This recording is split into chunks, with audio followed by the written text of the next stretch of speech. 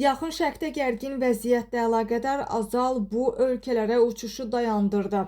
Gündəm xəbərin efirində 28 fevral tarixidir və bir məlumatı diqqətinizə çatdıracağıq. Belə ki, Yaxın Şərqdə baş verən son hadisələrlə bağlı hava məkanda tətbiq olunan məhdudiyyətlər səbəbindən Azərbaycan hava yolları tərəfindən Dubay, Doha, Ciddə və Tel-Əviv istiqamətləri üzrə həyata keçirilən uçuşlar dayandırılıb. Bu barədə Azərbaycan Hava Yolları Qapalı Səhmdar Cəmiyyəti məlumat yayıb.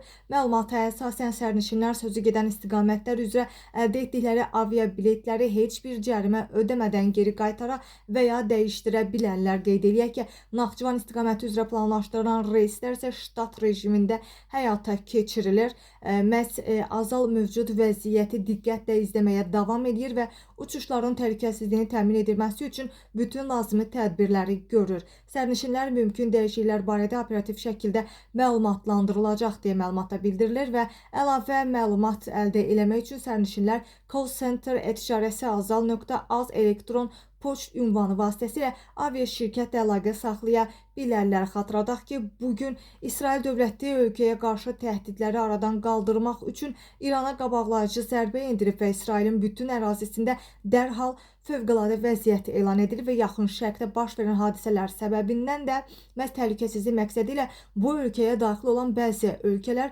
hava məkanlarını bağlayıb. Məlumatda həmçinin qeyd olunub ki, Amerika İsrailin İrana endirdiyi zərbələrdə iştirak eləyir.